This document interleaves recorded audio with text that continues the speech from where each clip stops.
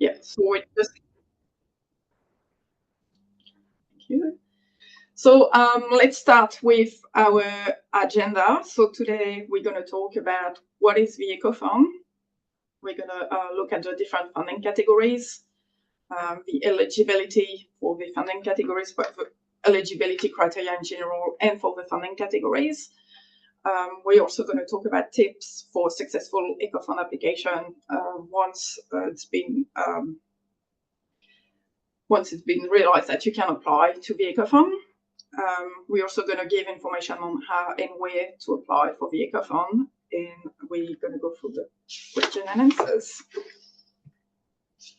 So what is the Eco Fund? Eco Fund stands for Environment, Community, and Otago, and it's dedicated to fund projects that protect, enhance, and promote the Otago's environment.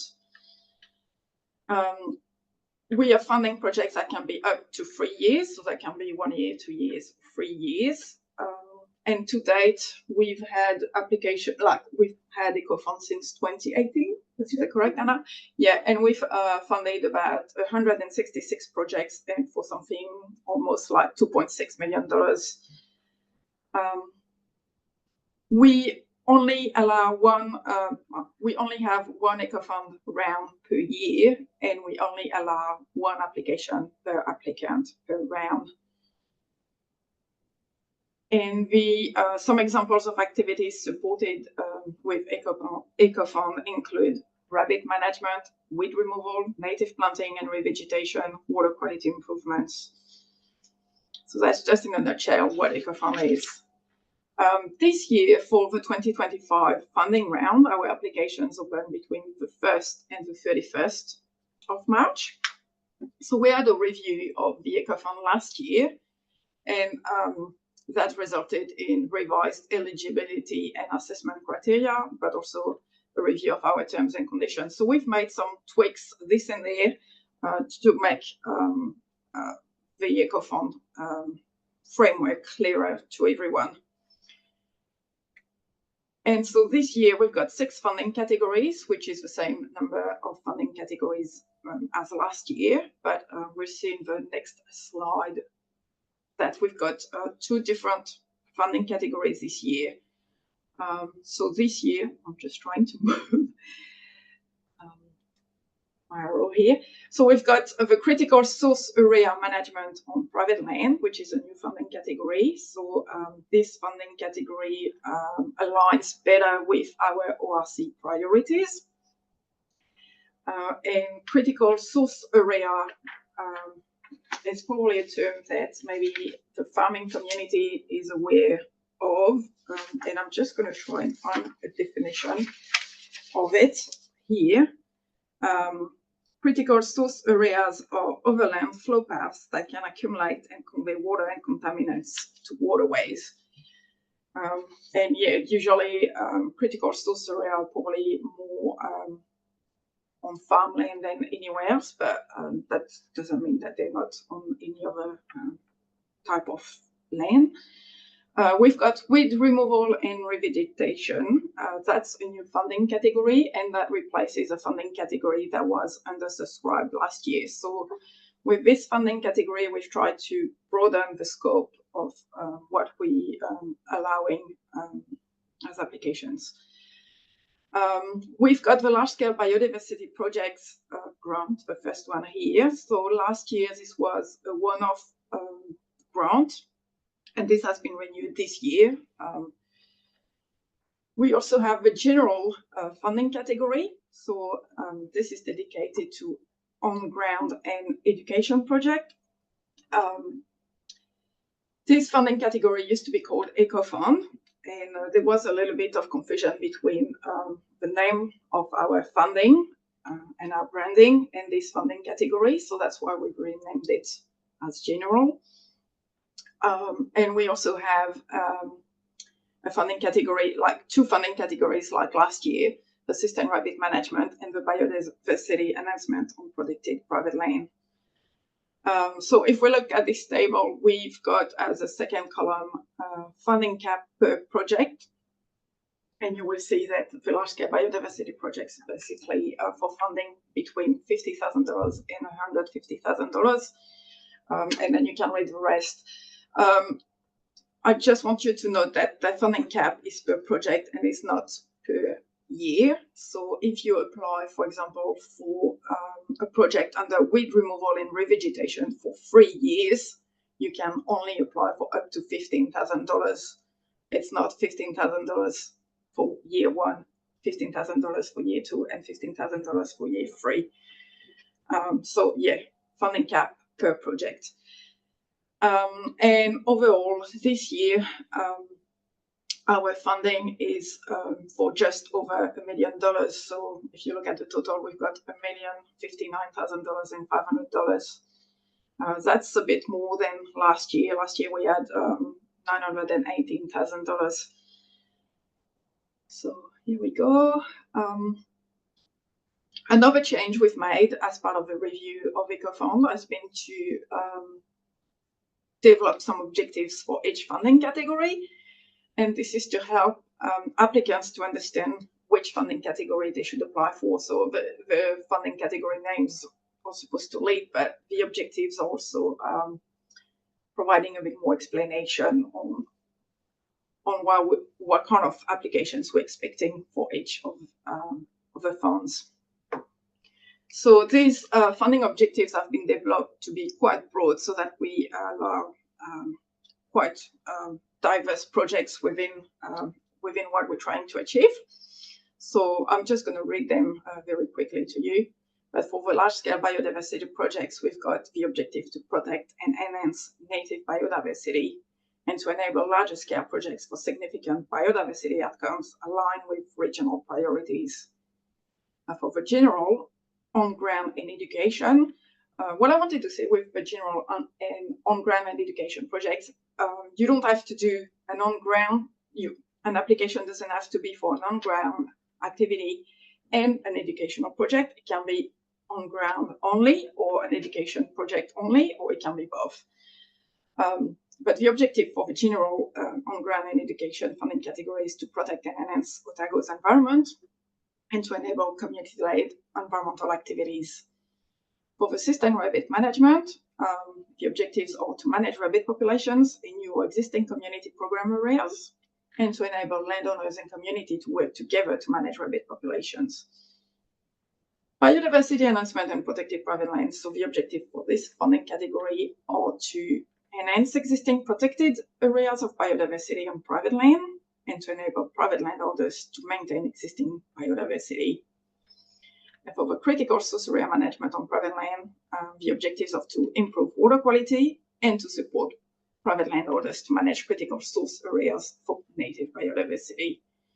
And for weed removal and revegetation, the objectives are to improve native vegetation for removal of weeds, pest plants, and rehabilitation, and to increase area native terrestrial biodiversity. So an application for any of these funding categories will need to meet both objectives for that funding category. So it's not all, but you really have to meet both objectives. As part of our review also, we've identified that we had a mix of eligibility criteria that were covering applicant status and project status. So we try to differentiate these. And so we've come up with this matrix. What is not shown in this table here is that state-owned enterprises, governmental agencies, and territorial authorities are not eligible to this EcoFund, to any of the 6 funding categories.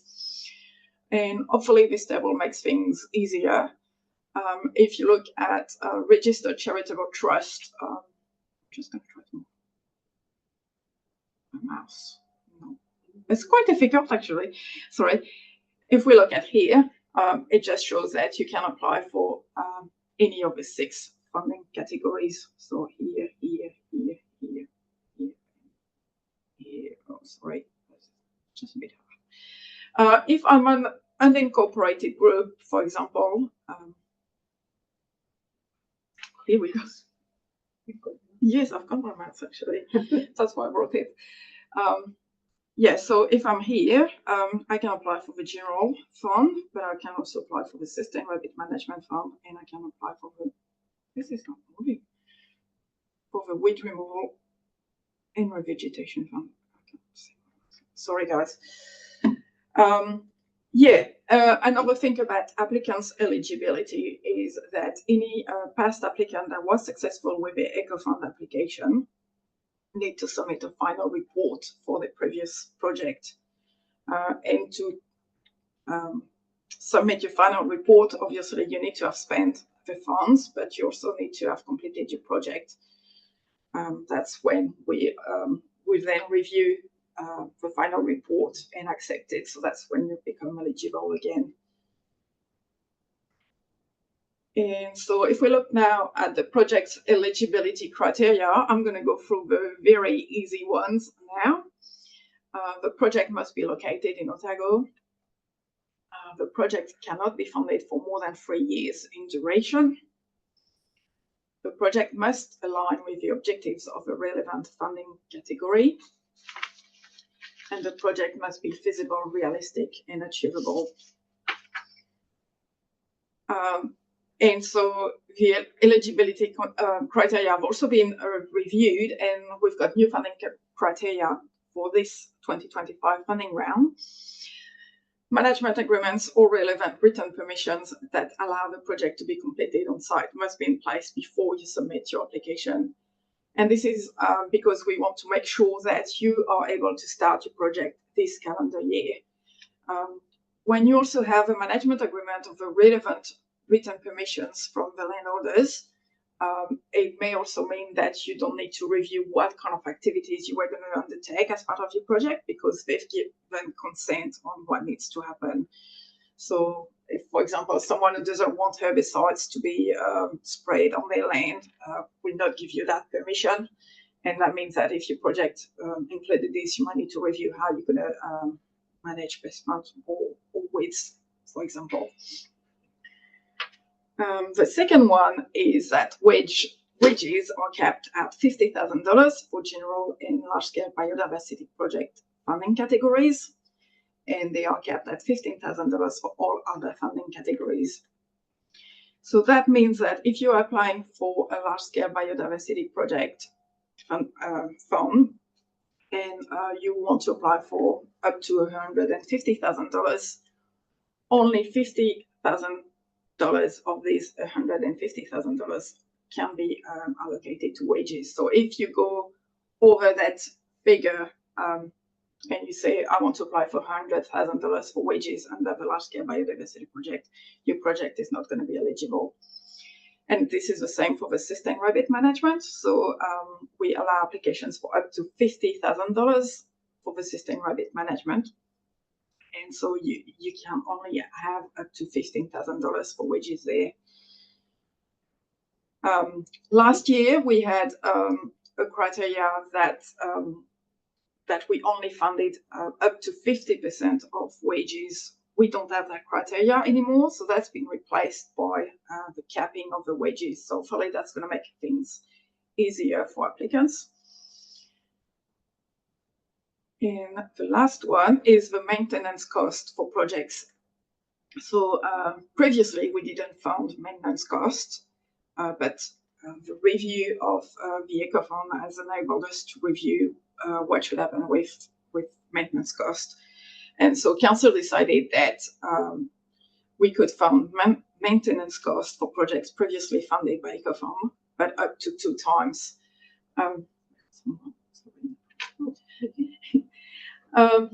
Yes, so if you've been successful with one past application and this year you want to apply for a project for maintenance cost, you're able to apply this time, and if you're successful, you will be able to apply for another time. So maintenance costs are not related with how many years, so it's up to you to think of how many years you want to apply for maintenance costs with a project that includes maintenance costs. So that can be from 1 to 3 years, basically. So I'm just checking that I've got everything. And so we're going to go through more into details into the project's eligibility for each funding category. So you've seen that the objectives are kind of defining what kind of projects we are supporting. So that's why I've repeated them in these slides. And then I've added the specific criteria. So that might be a little bit of a repetition, but I think it's very important to understand this properly, because if you don't get this right, you might apply and not be eligible for your project. So for the large-scale biodiversity projects, you can see that the emphasis is on native biodiversity, but also on significant biodiversity outcomes. Your project must engage or involve the community. Wages are capped at $50,000, and the project must have a clear biodiversity outcome. For the general on-ground and education projects, we really want something that protects and enhances Otago's environment, but we have that community-led lens on projects. And obviously, the project must engage or involve the community.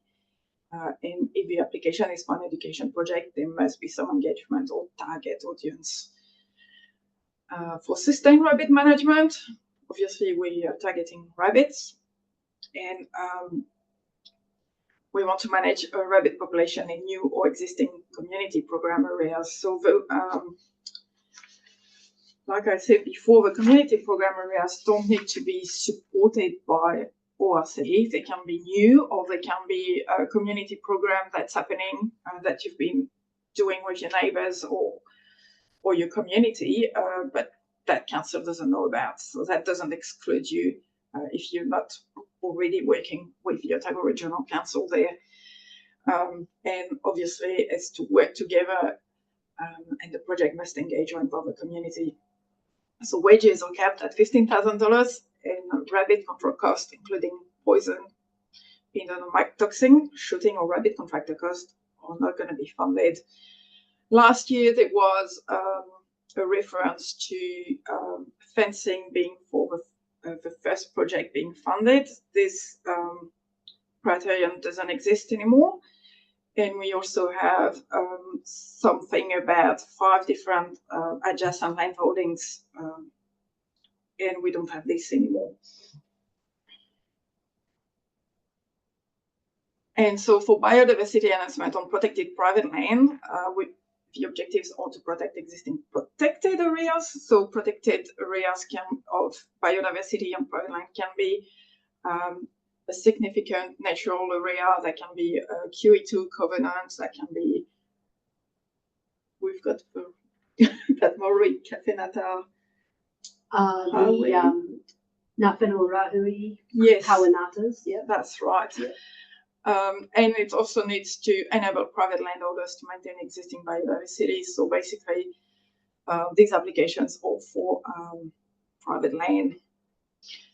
Critical source area management on private land, or to improve water quality, but also to support private landowners to manage critical source areas for native biodiversity. So again, here we would expect applications for private land. And weed removal and revegetation, or to improve native vegetation through removal of weeds or pest plants and rehabilitation, and to increase area of native terrestrial biodiversity. For that funding category, the project must engage or involve the community. And now let's look at the exclusion, what is not funded with EcoFund. So we've got, that's not right.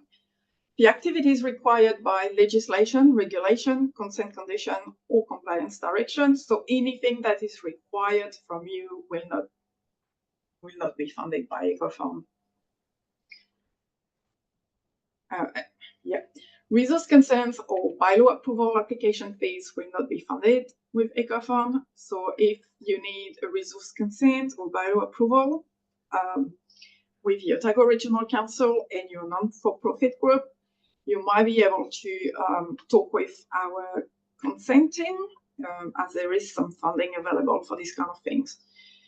If you are going that way and you need a resource consent or bylaw approval, you might want to be aware of your timeline. So a resource consent might not just be obtained quickly, and it might mean that your project might not be able to start this year. So that's the kind of things that you are going to need to think, and that's the kind of things that the assessment panel is also going to look at. So it might be that, you might be able to apply this year, but you might not be able to apply this year, and an application next year might be the best approach. We do not fund projects for commercial or private gain. So, yeah.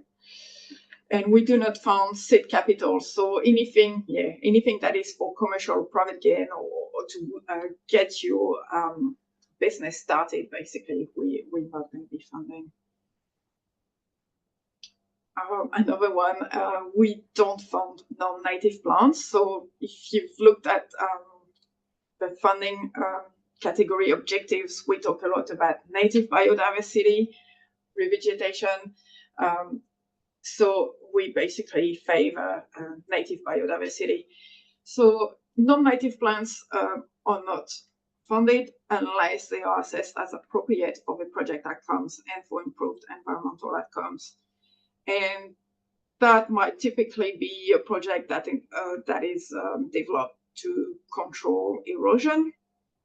But if you have a project that involves erosion control, please talk to us, because this is we will need to work through this. Yeah, and it's best to talk to us before applying, obviously. We don't fund projects for amenity purposes. So if you're having a cycleway and you want to plant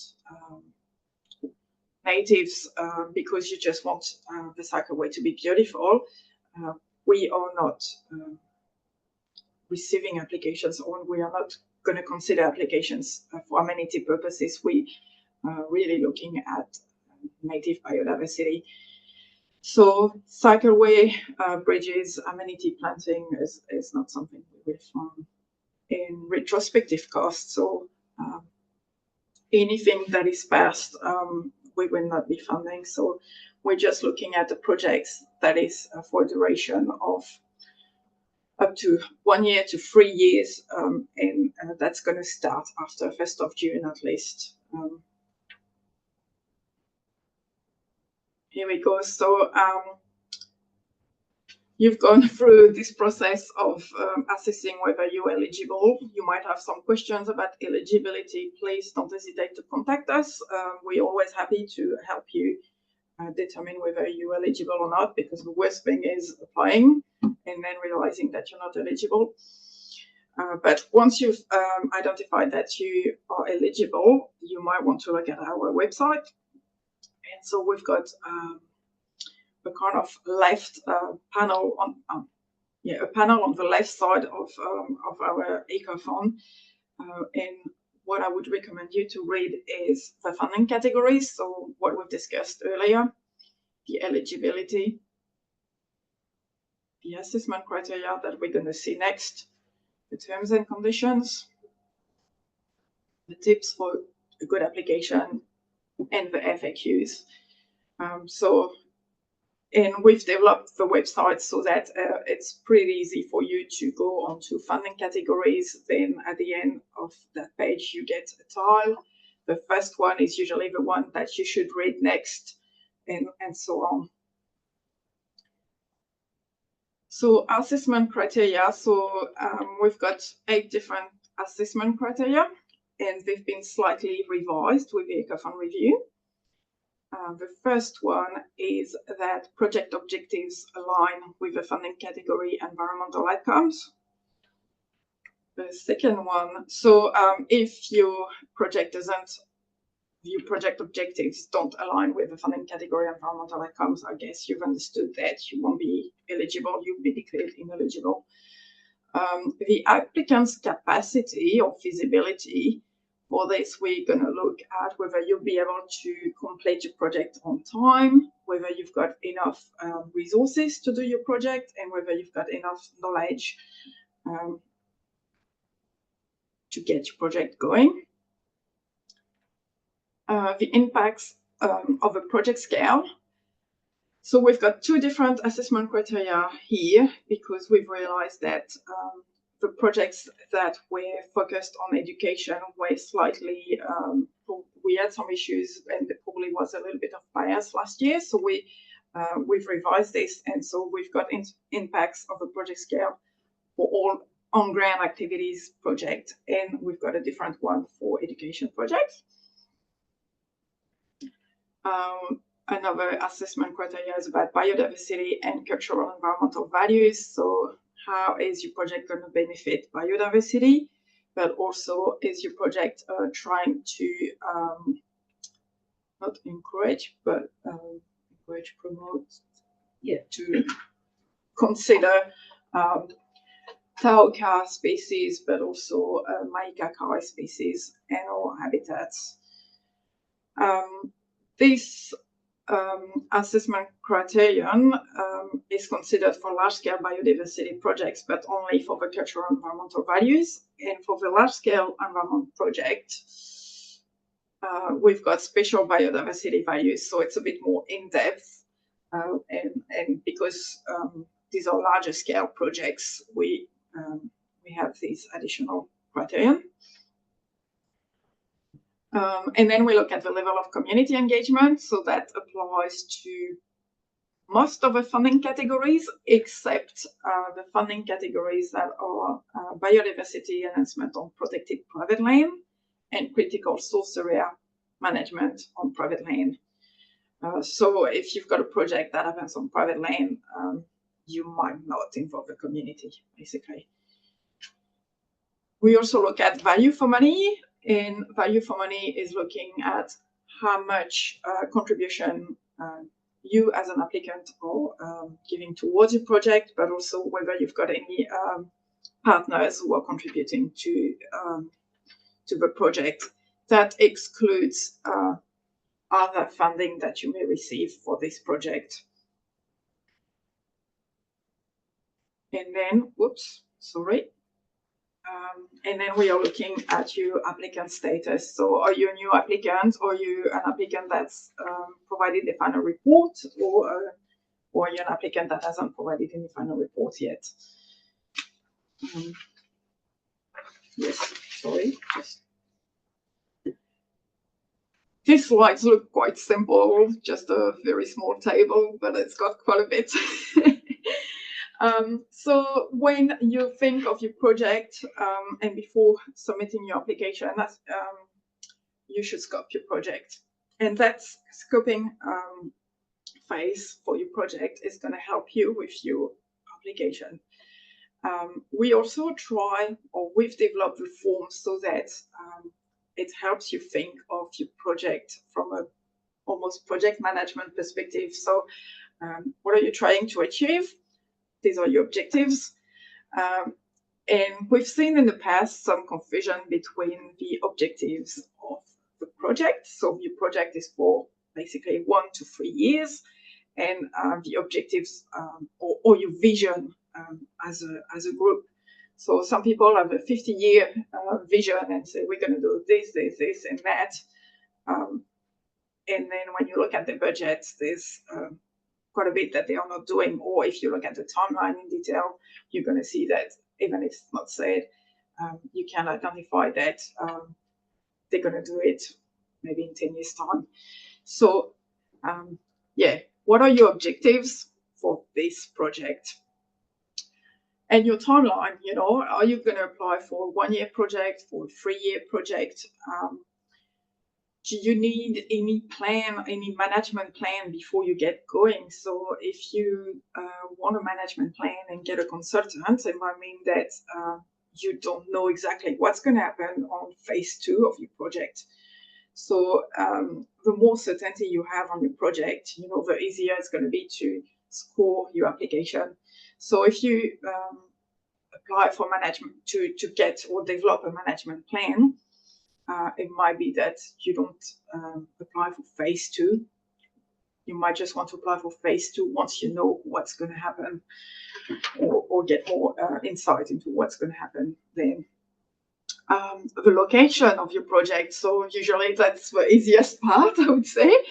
But like we said, you know, who owns the land? Do you need you will need a management agreement or written permission probably.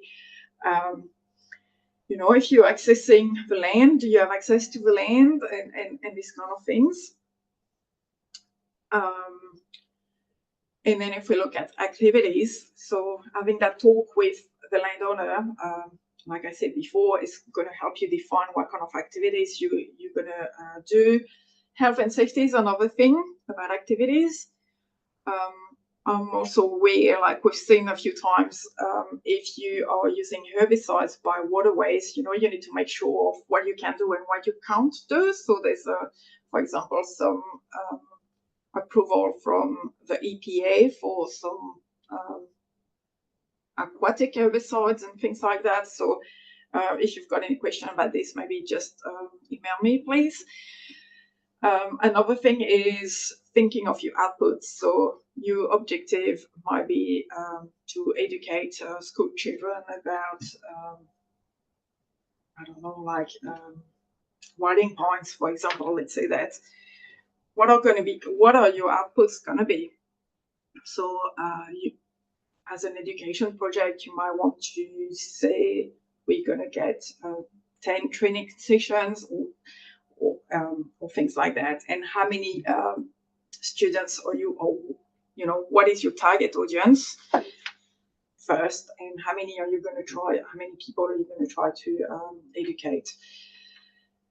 So these outputs are going to be something that the assessment panel is going to look at, but we're also going to ask you to report on your outputs in your final report if you're successful. So if you said, for example, we're going to do native planting on 5 hectares of land, at the end of your project, when you submit your final report, we're going to be, okay, you said you would do 5 hectares of planting. How many have you done? So we've been asked for us to know whether you've done what you said you would do, whether you've done more or less, and the reason why. When you scope your project, also think of monitoring.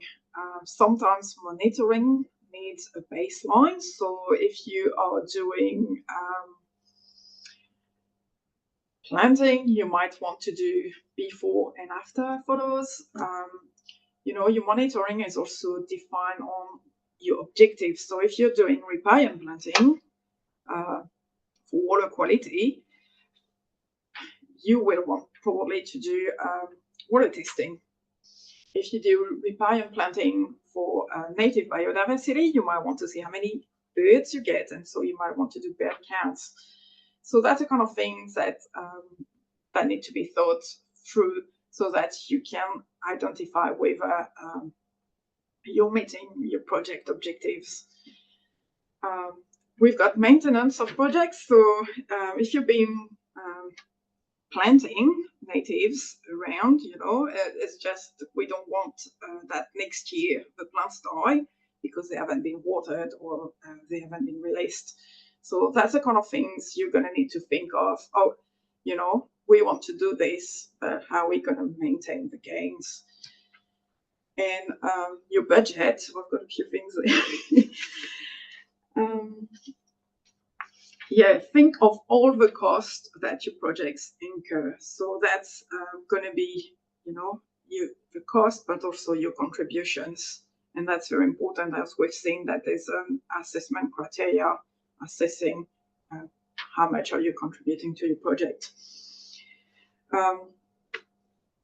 Yeah, don't leave out some of the activities like the monitoring that you're going to do, because if you do water testing, there's a good chance that you're going to have to pay for the water test or get someone, whether it's a volunteer or whether it's someone that you're paying to collect the water sample and get them analyzed.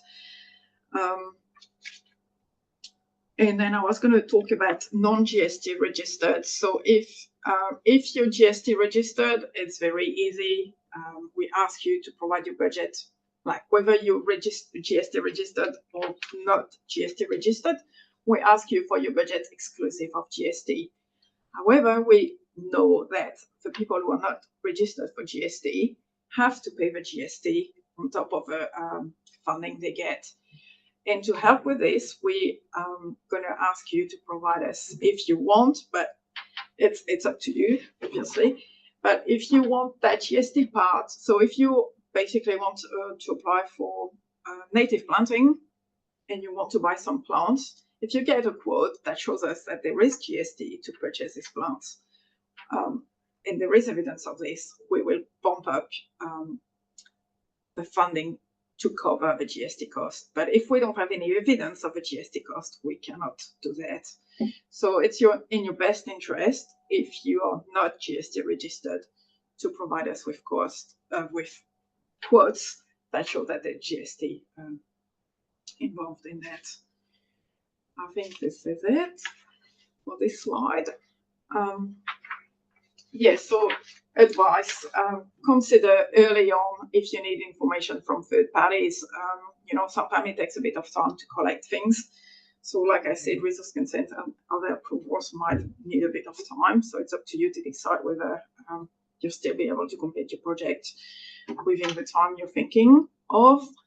But also getting quotes, getting the management agreements of the written permissions might take some time. So the earlier you get this, the earlier you're going to get this with your application form. We will not accept any documents that haven't been submitted as part of the application. So that's because we've received a very high number of applications, and I cannot just make sure that all the documentation is added to every application if it's received after the application has been submitted. Yeah, consider health and safety early on. Like if you are getting a quote from a contractor, ask them about health and safety. Yeah, we might require some additional health and safety information once it's been decided that a project is successful. So just be mindful that there might be a bit of back and forth between us to get a health and safety precondition validated, and which might also differ a little bit your project timeline. Consider early on, like I said before, how you will monitor and maintain project's benefits. And then, yes, also, if you need to submit your final report for your previous project, please get onto it as soon as possible. This time of the year is very busy for me, and usually I get lots of final reports in the last week, and it's just very difficult to get everything going. So if you can submit your final report as soon as possible, the earlier is the better. Yes, so how and where to apply. So we basically prefer online applications, but however, if you've got, for some reason, you're unable to apply online because you've got some technical difficulties, or you're struggling with technology, we might be able to talk and see what we can do. So on 1st of March, a tile will appear on our website under EcoFund. And it's basically like once you're going to register, it's going to look like the image we've got on the left side of this slide. You will first need to register as a user so that we get an email address. And then you will need to register as an organization, as the applicant, basically. And if you're an individual landowner, you might think that you're doing the application on your behalf, and you're an individual, you don't need to do a registration as an organization, but you will gonna need to register as an organization, and that will be your name. And then one of the key messages we've got is please discuss your project with us. We've got catchment advisors and community coordinators on who are specialized on biosecurity that can provide technical advice. And I am here to answer any question about the process with EcoFund. And so I've got my contact details. Basically, like you can contact us via our online contact form. by phone, and you can also email me at ecofund@orc.gov.nz. Site visits can be organized, but please don't leave these to the last minute. If you contact us on the 30th of March, there's very little chances that we'll be available for visits at the last minute. And here we go. I think we have the Q&As now. We might go to the ones on the chat first because I've been waiting very patiently. Yeah. So the first one is from Nicola, and it's basically around the having a previous application. So if they've applied for a 3-year grant and were successful, couldn't they apply for other grants in years 2 and 3, or do they have to wait the 3 years out? So let's think of it as from our perspective. So if we are giving ratepayers money basically to community groups, and even if it's been a process to select these people, we are giving money on year 1. We are having a progress report after year 1, and after approval of a progress report, we release the money for year 2 and so on. So because there's no certainty that the project is complete up to the terms that we've agreed on, we will not be able to accept an application from that same applicant for a different project. And if you think about it, it's also about your group's capacity. Are you going to be able to do your 3-year project and on year 2 start another project? There's no guarantee of this. So that's why we would be a bit reluctant. Yeah. Thank you. And the capping of wages, does that include consultant costs?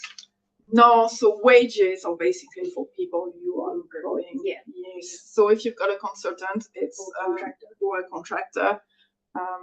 These are not wages. Yeah. And again, on the wages cap, does the wages cap include other employment costs such as KiwiSaver or ACC, or just the baseline salary?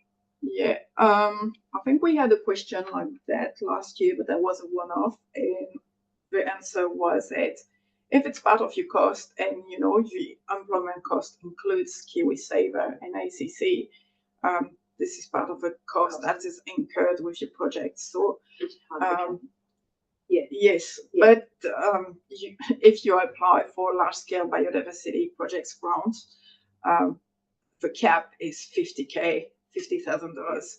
So whether you include just the employment cost or whether you include the KiwiSaver and ACC and everything, that $50,000 cap is still there for the wages. Yeah. And the last one on the chat, anyway, if they're registered with ORC as a contractor, do they still need to submit information like health and safety? So this is up to the discretion of our health and safety team. And I think the requirements have increased in the last year, so they will review this, but it's likely, like, I'm not going to say no and then have a yes, so just maybe take it that you're probably going to have to submit something on health and safety, and if you do not have to, well, it's lucky, but yeah. Yeah, thank you. Yeah, so on that one, I think, because we've had, where contractors are registered and they've met all the accredited requirements, it's been a bit of a ticker box. We just get the name and number and we check that.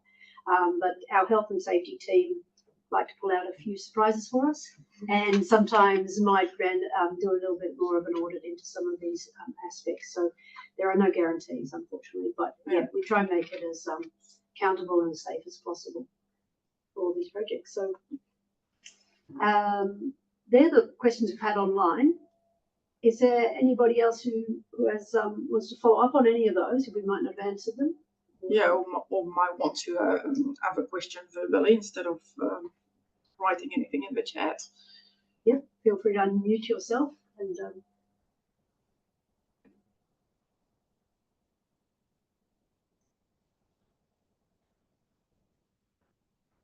but if not, yeah. Yeah, thank you very much for attending this webinar. I just hope that it's been informative and helpful.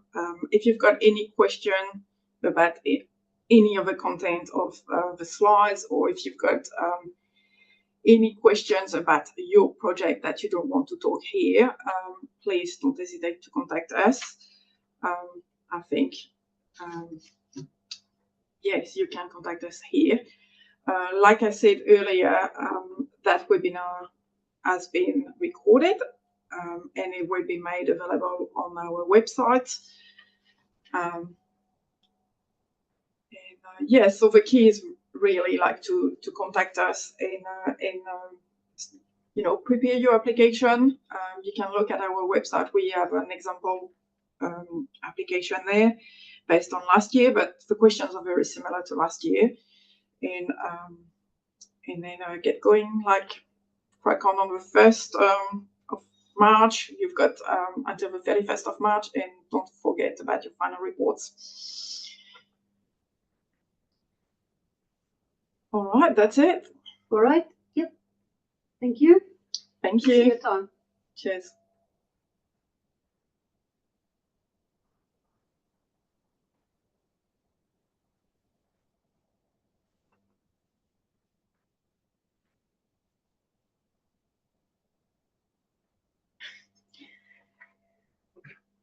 That is a little bit weird when you've got no interaction.